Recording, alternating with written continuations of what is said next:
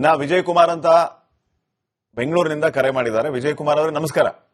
ನಮಸ್ಕಾರ sir. Sir ಎಲ್ಲಿಂದ ನೀವು ಯಾವ ಏರಿಯಾದಿಂದ ಕಾಲ್ ಮಾಡಿದ್ದೀರಿ? ಸರ್ ನನ್ನ ಹೆಸರು ವಿಜಯ್ ಕುಮಾರ್ ಅಂತ ಹೇಳಿ, ನಮ್ಮ ಕನ್ನಡಿಗರ ವಿಜಯ ಸೇನೆ ಸಂಸ್ಥಾಪಕ ರಾಜ್ಯಾಧ್ಯಕ್ಷ, ಬೆಂಗಳೂರಿಂದ ಸರ್, ಜೆಪಿ ನಗರದಿಂದ. ಹೇಳಿ ಸರ್, ಹೇಳಿ ಸರ್. ಇದೊಂದು GBA ಮಾಡಿರ್ತಕ್ಕಂತಹ ಒಂದು ಆದೇಶವನ್ನ, ಜೊತೆಗೆ ಈ ಒಂದು ನಿರ್ಧಾರವನ್ನ ನಾನು ಸ್ವಾಗತ ಮಾಡ್ತೇನೆ. ಯಾಕಂತ ಹೇಳಿದ್ರೆ ನಾವು ಸಹ ಅರಿವು ಮೂಡಿಸುವಂತ ಕೆಲಸವನ್ನ ಸಾಕಷ್ಟು ಬಾರಿ ಜನತೆಗೆ ಮಾಡಿದ್ದೇವೆ. ದಯವಿಟ್ಟು ಕಸವನ್ನ ವಿಂಗಡಣೆ ಮಾಡಿ ನೀವು ಆಟೋಗಳಿಗೆ ಕೊಡಿ ಅಂತ ಹೇಳಿ. ನಮ್ಮಲ್ಲಿ ಸಮಸ್ಯೆ ಏನಾಗ್ತಿದೆ ಅಂತ ಹೇಳಿದ್ರೆ ಜನಗಳದೇ ಸಮಸ್ಯೆ. ಈಗ ಅವ್ರು ಪ್ರತಿ ಸಾರಿಗೂ ಸಹ ಅನೌನ್ಸ್ಮೆಂಟ್ ಮಾಡ್ಕೊಂಡು ಬರ್ತಾರೆ. ಒಂದು ದಿನ ಬರ್ತಾರೆ, ಒಂದು ವಾರ ಬರ್ತಾರೆ. ಆ ಸರಿಯಾದ ಸಮಯಕ್ಕೆ ನಾವು ಹೋಗಿ ಆಟೋಗೆ ಹಾಕದಂತ ಸಂದರ್ಭದಲ್ಲಿ ಅವರು ಕಸವನ್ನ ತೆಗೆದುಕೊಂಡು ಹೋಗುವಂತ ಕೆಲಸವನ್ನು ಮಾಡ್ತಾರೆ. ಒಂದಷ್ಟು ಕಡೆ ಕಸ ವಿಲೇವಾರಿ ಮಾಡುವ ವಿಳಂಬ ಆಗ್ತದೆ. ಏನಕ್ಕೆ ಅಂತ ಹೇಳಿದ್ರೆ ಅಧಿಕಾರಿಗಳ ಒಂದು ನಿರ್ಲಕ್ಷ್ಯ. ಅದರ ಜೊತೆ ಗುರುತುಪಡಿಸ್ತಾರೆ. ಸುಮಾರು ಬೆಂಗಳೂರಲ್ಲಿ ಭಾಗಶಃ 60-70% ಭಾಗ ಮನೆ ಮುಂದೆ ಆಟೋಗಳು ಬರ್ತವೆ. ನಾವೇನ್ ಮಾಡ್ಬೇಕು, ವಿಂಗಡಣೆ ಮಾಡಿ ಕಸವನ್ನ ಹಾಕಬೇಕು. ಹಸಿ ಕಸ, ಒಣ ಕಸ ಅಂತೇಳಿ ಅವ್ರು ವಿಂಗಡಣೆ ಮಾಡ್ಲಿಕ್ಕೆ ಹೇಳ್ತಾರೆ. ನಮ್ಮ ಜನಗಳು ಈಗಲೂ ಸಹ ಪ್ಲಾಸ್ಟಿಕ್ ಕವರ್ ಹಾಕಿ ಎಸೆಯುವಂತದ್ದನ್ನ ಬಿಡ್ತಾ ಇಲ್ಲ. ನಾವು ಇದನ್ನ ಬದಲಾಗಬೇಕು ಅಂತೇಳಿ ಎಷ್ಟೇ ಪ್ರಯತ್ನಗಳು ಮಾಡೋದು ಸಹ ಅಧಿಕಾರಿಗಳಿಗಾಗಿರ್ಬೋದು, NGOದವರಾಗಿರ್ಬೋದು ಮಾಡ್ತಾ ಇದ್ರು ಸಹ.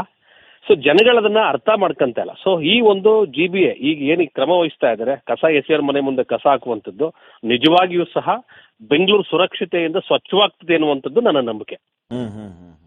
ಖಂಡಿತವಾಗಿ ಸ್ವಚ್ಛ ಆಗುತ್ತೆ. ಈಗ ನಾವೇ ನೋಡ್ತಾ ಇರ್ತೀವಿ, ಬೆಳಗ್ಗೆ ಹೋಗ್ತಿದ್ದಂಗೆ ಮುಂದೆ ಗಂಡ ಬೈಕಲ್ಲಿ ಹೋಗ್ತಾರೆ, ಹಿಂದ್ಗಡೆ ಹೆಂಡತಿ ದೂರ ತೆಗೆದು ಕರೆಂಟ್ ಕಂಬಕ್ಕೋ ರೋಡ್ಗೆ ಎಸಿತಾರೆ, ಇಲ್ಲ ಯಾರು ತಲೆ ಮೇಲೆ ಎಸ್ದು ಹೋಗ್ತಾರೆ. ಸೊ ಆ ಮನೆ ಮೇಲೆ ನಿಂತ್ಕೊಂಡು ಎಸಿತಾರೆ ಸರ್ ಪ್ಲಾಸ್ಟಿಕ್ ಕವರ್ ಅಲ್ಲಿ ಕಸನ. 3rd ಫ್ಲೋರ್ ಇರ್ತಕ್ಕಂಥ ರಾತ್ರಿ ಆಯ್ತು ಅಂದ್ರೆ ಮನೆ ಕೆಳಗಡೆ ಎಸಿತಾರೆ ಕಸ. ಸೊ ಇದು ಬದಲಾಗಬೇಕು ಅಂತ ಹೇಳಿದ್ರೆ GBA ಇದನ್ನು ಇನ್ನೂ ದ್ವಿಗುಣ ಮಾಡಬೇಕು. ಸೊ ಇದನ್ನ ಐಡೆಂಟಿಫೈ ಮಾಡಿ ಅವ್ರ ಮನೆ ಮುಂದೆ ಕಸ ಹಾಕ್ದಾಗ ಮಾತ್ರ ಅವ್ರಿಗೆ ಅರ್ಥ ಆಗೋದು. ಬೇರೆಯವ್ರ ಮನೆ ಮುಂದೆ ಕಸ ಹಾಕ್ದಾಗ, ಬೇರೆ ರೋಡ್ ಸೈಡ್ ಕಸ ಹಾಕ್ದಾಗ ಏನ್ ಪರಿಸ್ಥಿತಿ ನಿರ್ಮಾಣ ಆಗುತ್ತೆ ಅಂತೇಳಿ ಅವ್ರಿಗೆ ಅರ್ಥ ಆಗ್ತದೆ. ಸೊ ನಾವು ಸಹ ಅದನ್ನ ಎಚ್ಚೆತ್ಕೋಬೇಕು. ಸೊ GBA ಒಂದು ಈ ಕ್ರಮವನ್ನ ನಮ್ಮ ಕನ್ನಡಿಗರ ವಿಜಯ ಸೇನೆಯಿಂದ ನಾನು ಸ್ವಾಗತ ಮಾಡ್ತೇನೆ sir. Okay, thank you Vijay Kumar ಅವರೇ ಕರೆ ಮಾಡಿದ್ದಕ್ಕೆ. ನೋಡಿ, ಗಮನಿಸ್ತಾ ಇದ್ದೀರಿ, ಈಗಾಗಲೇ ವೀಕ್ಷಕರು ತಮ್ಮ ಅಭಿಪ್ರಾಯವನ್ನ ತಿಳಿಸ್ತಾ ಇದ್ದಾರೆ. ಕೆಲವರು ಟೆಂಡರ್ ಹಿಡಿದವರ ಮೇಲೆ ಆಕ್ರೋಶವನ್ನ ವ್ಯಕ್ತಪಡಿಸ್ತಾ ಇದ್ದಾರೆ. ಇನ್ನು ಕೆಲವರು ಜನರು ಎಚ್ಚೆತ್ಕೋಬೇಕು ಅನ್ನುವಂತ ಮಾತನ್ನ ಕೂಡ ಹೇಳ್ತಾ ಇದ್ದಾರೆ. ಇನ್ನ ಮತ್ತೊಬ್ಬ ಕಾಲರ್ ಹಿಡಿದ್ದಾರೆ. ನಮಸ್ಕಾರ. ಹಲೋ, ನಮಸ್ಕಾರ. ತಮ್ಮ ಹೆಸರು? ನಮಸ್ಕಾರ, ನನ್ನ ಹೆಸರು ಪ್ರೇಮ್ ಅಂತ ಇದೆ ಸರ್. ಇಲ್ಲಿ ರಾಮಮೂರ್ತಿ ಮಾತಾಡ್ತಾ ಇರೋದು. ಮಾತಾಡಿ ಸರ್, ಮಾತಾಡಿ ಸರ್. ಇದು ಮಾಡಿರೋದಂತೂ ಉದ್ದೇಶ ಚೆನ್ನಾಗಿದೆ, ಅದರಲ್ಲಿ ಏನು ಬೇಜಾರಿಲ್ಲ. ಆದ್ರೆ ಇದರಲ್ಲೂ ಕರಪ್ಷನ್ ಆಗಬಾರ್ದು ಸರ್. ಯಾಕಂದ್ರೆ ಕಸ ಹೋಗೋದಾದ್ರೆ ಈಗ ಹೆಲ್ಮೆಟ್ ಇಲ್ಲ ಅಂದ ತಕ್ಷಣ ಈಗ 100 ರೂಪಾಯಿ ದಂಡ ಕೊಡ್ತೀವೋ, ಇದರಲ್ಲಿ ದಂಡ ಕೊಡೋ ತರ ಆಗ್ಬಾರ್ದು. ಇದು ಕ್ಲಿಯರ್ ಕಟ್ ಆಗಿರ್ಬೇಕು. ಆಮೇಲೆ ಎರಡನೇದೇನಿದೆ ಅಂದ್ರೆ ಸರ್, ಇವಾಗ ನಾವ್ ಯಾವ್ದೇ ಒಂದು ಹಾಸ್ಪಿಟಲ್ ಅಲ್ಲಿ ಎಲ್ಲಿಂದ ಬೇರೆಯಿಂದ ಹಾಕ್ತಿವಲ್ಲ, ಈಗ ತಗೊಂಡವರೆಗೂ ನಾವು ಕಸ ತಗೊಂಡವರೆಗೂ 100 ರೂಪಾಯಿ, 200 ರೂಪಾಯಿ, 50 ರೂಪಾಯಿ ಕೊಡ್ಬೇಕು. ಅದು ಕಸದ ಮೇಲೆ ಡಿಪೆಂಡ್, ಎಷ್ಟಿರುತ್ತೆ ಕ್ವಾಂಟಿಟಿ ಮೇಲೆ. ಅದು ಮೊದ್ಲು ಬಂದ್ ಆಗ್ಬೇಕು ಇರುತ್ತೆ. ಪ್ಲಸ್ ಇದ್ರದ್ದು ಬೇರೆ ಇನ್ಕಮ್ ಕೊಡ್ಬೇಕು. ಇಲ್ಲ ಅಂದ್ರೆ ಅವ್ನ್ ಕಸ ಬಿಟ್ಬಿಟ್ಟು ಹೋಗ್ತಾನೆ. ಆಮೇಲೆ ಕಸ ಬಿಟ್ಟು ನಾವೇನೋ. ಹೌದು ಸರ್, ಹಂಗಿದೆ ಸರ್. ಅದು ನೀವು ಯಾವ್ದೇ ಹೋಟೆಲ್ದು ಜಾಸ್ತಿ ಕಸ ಇತ್ತಂದ್ರೆ ಇಷ್ಟು ಕಸ ಅವನ 5 ನಿಮಿಷ ಜಾಸ್ತಿ ನಿಲ್ಲಿಸ್ತಾನೆ. ಮಾಮೂಲಿ ಮನೆ ಮುಂದೆ ರಸ್ತೆ ಕಸ ಗುಡಿಸೋರ್ಗೂ ದುಡ್ಡು ಕೊಡ್ಬೇಕು.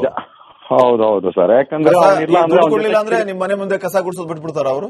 ಬಿಡ್ತಾರೆ, ಬಿಡ್ತಾರೆ. ಇಲ್ಲಾಂದ್ರೆ ಕಿರಿಕ್ ಮಾಡಿದಂದ್ರೆ ಬೇಕಂತ ಸ್ವಲ್ಪ ಜಾಸ್ತಿ ಹಾಕ್ಬಿಟ್ಟು ನಾ ಮಾಡೇ ಇಲ್ಲ ಅಂತ ಹೇಳ್ತಾರೆ. ಅವ್ರ ಜೊತೆ ಫೈಟ್ ಮಾಡಕ್ ಆಗಲ್ಲ ಸರ್. ಅವಾಗ ಈ ಹೋಟ್ಲ್ ಗಿಟ್ಲವ್ರದೆಲ್ಲ ಮಾಮೂಲಿಯಾಗಿ ಕೊಡ್ಲೇಬೇಕು ಸರ್. ಅವ್ರಿಗೆ ಕೊಡದೇ ಹೋದ್ರೆ ಅವ್ರು ಬರೋದಿಲ್ಲ. ಆಮೇಲೆ ಒಂದ್ 5 ನಿಮಿಷ ಬಿಟ್ಟು ಬರ್ತೀನಿ ಅಂತ ಫೋನಲ್ಲಿ ಮಾತಾಡಿ ಮತ್ತೆ ಬಂದವರು ತಗೊಂಡೋಗ್ತಾರೆ. ಆತರ ಒಂಥರ ಕೋಆಪರೇಟಿವ್ ಇಬ್ಬರಿಬ್ಬರ ಮಧ್ಯೆ ಕಮ್ಯುನಿಕೇಶನ್ ಹಂಗಿರುತ್ತೆ ಹಂಗೆ. ಆಮೇಲೆ ಕಸ ಹಾಕುವಾಗ ಈಗ ನಾವು ಒಂದು ಏರಿಯಾದಲ್ಲಿ ಒಂದ್ ನಮ್ಮದೇ ಅಂತ ಒಂದು ಗ್ರೂಪ್ ಮಾಡ್ಕೊಂಡ್ಬಿಟ್ಟು ನಾವೆಲ್ಲರೂ ಒಂದು ಏರಿಯಾದ್ರು ಒಂದು ಕಮಿಟಿ ಮಾಡ್ದಂಗೆ ಮಾಡಿ, ಯಾರೇ ಹೆಸರು ಬೇರೆಯವರು ಅದನ್ನ ಇನ್ಫಾರ್ಮ್ ಮಾಡಿ, ಆ ತರ ಏನಾದ್ರು ಗ್ರೂಪ್ ವೈಸ್ ಎಲ್ಲಾರು ಸೇರಿ ಮಾಡಿದ್ರೆ ಮಾತ್ರ ಇದೇನಾದ್ರೂ ಸೊಲ್ಯೂಷನ್ ಇದೆ ಸರ್. ಇದಕ್ಕೆ ಇದೊಂದು ಏನೋ ಭಯ ಹುಟ್ಟಿಸ್ಬೋದು. ಬಟ್ ಈಗ ಈ ಮಾರ್ಷಲ್ ತಗೊಂಡು ಭಯ ಹುಟ್ಟಿಸೋದು ಸ್ವಲ್ಪ ದಿನ ಮಾತ್ರ ನಡೆಯುತ್ತೆ. ಆಮೇಲೆ ಮತ್ತೆ ಆಸ್ ಇಟ್ ಈಸ್ ಅದೇ ರೂಟ್ಗೆ ಬರ್ತಾರೆ. ಆಮೇಲೆ ಕಸ ಹಾಕಕ್ಕೆ ಅವ್ರು ನಮ್ಮ ವೆಹಿಕಲ್ ಬರಲಿಲ್ಲ, ನಾ ಎಲ್ಲಿ ಹಾಕೋದು ಅಂತೇಳಿ ಈ ಮಾರ್ಷಲ್ ಜೊತೆ ಕಿತ್ತಾಡ್ಬೇಕು. ಅದಕ್ಕೆ ಇದು ಪ್ರಾಪರ್ಲಿ ಅದಕ್ಕೆ ಆಗ್ಬೇಕಂತಂದ್ರೆ ಒಂದು ಏರಿಯಾ ವೈಸ್ ಏನಾದ್ರು ಡಂಪ್ ಮಾಡೋ ಅಂತದ್ದು ಅಥವಾ ಒಂದು ಬಗೆ ಅಂತ ಪ್ಲೇಸ್ ಮಾಡಬೇಕು. ಈಗ ನಮ್ಮಲ್ಲಿ 500 ರೂಪಾಯಿ ಅಂತ ಹಾಕಿದ್ರು ದಂಡ. ಇವಾಗ 500 ರೂಪಾಯಿಗೆ ಯಾರು ಬಗ್ಲಿಲ್ಲ ಅಂತ 1000 ರೂಪಾಯಿ ಬೋರ್ಡ್ ಹಾಕಿದ್ದಾರೆ. ಅದೇನು ಬೋರ್ಡ್ ಹಾಕೋದ್ರಿಂದ ಅಷ್ಟೊಂದೇನು ಯೂಸ್ ಆಗ್ತಾ ಇದೆ ಅಂತ ನನಗೇನು ಅನಿಸ್ತಾ ಇಲ್ಲ ಸರ್. ಬಟ್ ಇದನ್ನ ಅದು ಎಷ್ಟು ಪ್ರಾಮಾಣಿಕವಾಗಿ ಮಾಡ್ತಾರೋ, ಇದು ಎಷ್ಟು ಮಟ್ಟಿಗೆ ಅವೇರ್ನೆಸ್ ಅಂತ ಗೊತ್ತಿಲ್ಲ ಸರ್ ನಮಗೆ. ಬಟ್ ಜನಗಳು ಚೇಂಜ್ ಆಗ್ಬೇಕು ಸರ್. ಜನಗಳು ನಮ್ದೊಂದು ಏರಿಯಾದಲ್ಲಿ ಇಲ್ಲಿಂದ ನಮ್ಗೆ ಅಲ್ಲಿವರೆಗೂ ಆ ಏರಿಯಾ ಕಾಣುತ್ತೆ ಅಂದ್ರೆ ನಮ್ಮದೇ ಆದಂತ ಕೆಲವೊಂದಿಷ್ಟು ಯೂನಿಟಿ ಮಾಡ್ಕೊಂಡು ನಾವೇ ಸ್ವಲ್ಪ ಚೆಕ್ ಮಾಡ್ಕೊಂಡು ಅದ್ರ ಜೊತೆ ನಾವು ಕಾರ್ಪೊರೇಷನ್ ಜೊತೆ ಸಪೋರ್ಟ್ ಮಾಡ್ಬೋದು. ಈಗ ಬೇರೆಯವ್ರ ಮನೆ ಈಗ ಹಾಕಿದಂದ್ರೆ ಅವನೇನೋ ಸ್ವಲ್ಪ ರೌಡಿಸಮ್ ತರ ಮಾಡೋನಿದ್ರೆ ಅದೇ ಒಂದು ದೊಡ್ಡ ಫೈಟ್ ಮಾಡ್ಬಿಡ್ತಾರೆ. ಅದು ಒಂದು ದೊಡ್ಡ ಇಶ್ಯೂ ಆಗ್ಬಿಡುತ್ತೆ ಇವಾಗ ಈ ತರ. ತರ ಇದೆ ಸರ್. ಇದೊಂದು ಇದಕ್ಕೆ ಹೆಂಗ್ ಸೊಲ್ಯೂಷನ್ ಹುಡುಕ್ತಾರೆ ಏನೋ. ತುಂಬಾ ದೊಡ್ಡದು ಇದು ಒಂಥರ ಸ್ಕೀಮ್ ಸರ್. ಇದು ಅಷ್ಟು ಬೇಗ ಈಸಿಯಾಗಿ ಬೆಂಗಳೂರು ಕವರ್ ಮಾಡೋಕೆ ಸ್ವಲ್ಪ ಟೈಮ್ ತಗೋಬಹುದು. ಬಟ್ ಬಹಳ ತುಂಬಾ ಪ್ರಾಮಾಣಿಕವಾಗಿ ಕೆಲಸ ಮಾಡ್ಬೇಕು. ಅಧಿಕಾರಿಗಳಾಗ್ಲಿ, ಮಾರ್ಷಲ್ಗಳಾಗ್ಲಿ, ಜನಗಳಾಗ್ಲಿ, ಎಲ್ಲರೂ ಸೇರಿ ಮಾಡೋ ಕೆಲಸ ಸರ್ ಇದು. Okay okay fine, thank you ಕರೆ ಮಾಡಿದಕ್ಕೆ. ಈಗ ಜೈರಾಜ್ ಅಂತ ನಮ್ಮ ಜೊತೆಗೆ ಫೋನ್ ಸಂಪರ್ಕದಲ್ಲಿದ್ದಾರೆ. ಸರ್ ನಮಸ್ಕಾರ. ಸರ್ ನಮಸ್ತೆ. ಸರ್ ಏನ್ ಹೇಳ್ತೀರಿ ಸರ್ ಈ ನಿರ್ಧಾರದ ಬಗ್ಗೆ, ತಮ್ಮ ಅಭಿಪ್ರಾಯ ಏನು? GBA ಮಾಡಿರೋದನ್ನು ಸ್ವಾಗತಿಸುವ ಮಾಡೋಣ. ಹಾಗೆ ನಮ್ಮ ಲಗ್ಗೆರೆಯಲ್ಲಿ ಕಸನಿಗೆ ಎತ್ತಲ್ವೇ, ಹಾಗಾದ್ರೆ ನಾವೆಲ್ತ ಹೋಗಿ ಸುರಿಯೋಣ? ಇವರಿಗೊಂದ್ ನ್ಯಾಯ, ನಮಗೊಂದ್ ನ್ಯಾಯನ? ಹಾಕಿದವ್ರು ಕೇಸ್ ಹಾಕಿ ಸರ್, ಪರವಾಗಿಲ್ಲ. ಇವ್ರು ಕಸನೇ ಎತ್ತಾ ಇಲ್ಲಲ್ಲ, ಮತ್ತೆ ಎಲ್ಲಿ ಸುರಿಬೇಕು ನಾವು ಹೋಗಿ? ಇವತ್ತು ಇವ್ರನ್ನ ನಾವು ಸ್ವಾಗತ ಮಾಡ್ತಾ ಇದೀವಿ. ಕಸ ಹಾಕಿದ್ರೆ ಫೈನ್ ಹಾಕಿ, ನಿಜ. ಈಗ ನನ್ನ ಮನೆ ಹತ್ರನೇ 5 ದಿನ ಆಯ್ತು ಸರ್ ಗಾಡಿ ಬಂದು. ಎಲ್ಲಿ ಹಾಕ್ಬೇಕಾದ್ರೆ ನಾವು